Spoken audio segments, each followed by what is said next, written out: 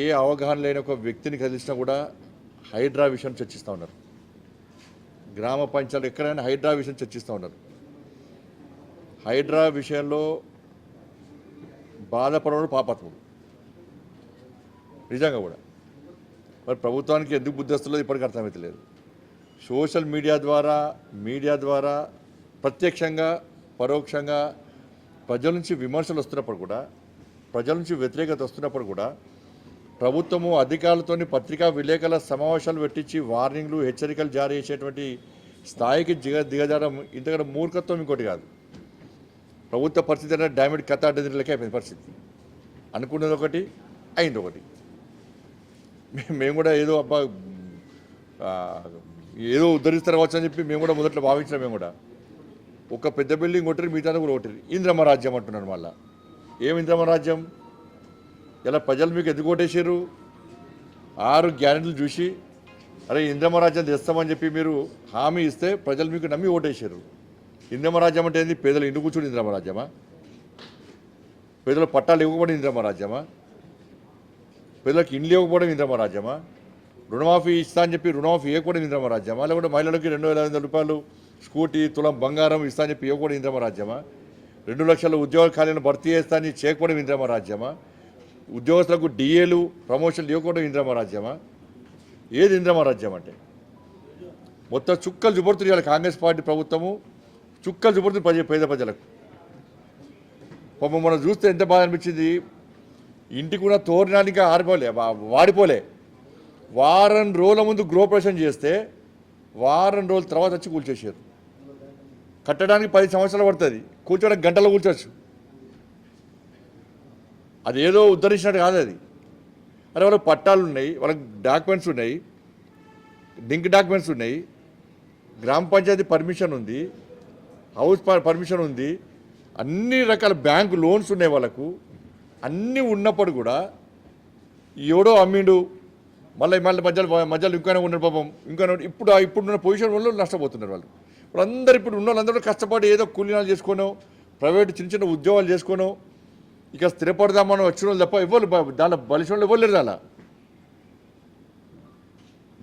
దానిలో కిరాయికి ఉన్న వాళ్ళు కూడా రాత్రి చెప్పకుండా మొత్తం ఇల్లు కూల్చేస్తే వాళ్ళు ఏడు పోవాలి. ఇవాళ దానివల్ల ఏమైంది? ఇవాళ పూర్తిగా హైదరాబాద్లో తెలంగాణ రాష్ట్రంలో రియల్ ఎస్టేట్ వ్యాపారం మొత్తం దెబ్బతిన్నది. వేరే కంపెనీస్ ఇవి కూడా వచ్చే పరిస్థితి లేదు. ఇవాళ మొత్తం రియల్ ఎస్టేట్ వ్యాపారం మొత్తం దెబ్బతిన్నది. ఆర్థికంగా తెలంగాణ రాష్ట్రం పూర్తి అధోగతి పాలైపోయింది ఇవాళ ఈ హైడ్రా వల్ల.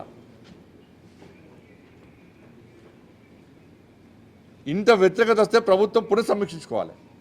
కనీసం దాని గురించి ఆలోచించకుండా ఇంకా ఏమో ఉద్ధరించాలని చెప్పి ఉద్ధరిస్తామని చెప్పి ఇంత ప్రజా వ్యతిరేకత ఉన్నప్పుడు కూడా మొండి వైఖరితోని ఇంకా ముందుకు సాగుతూ ఉండడం ఇది మంచి పద్ధతి కాదు.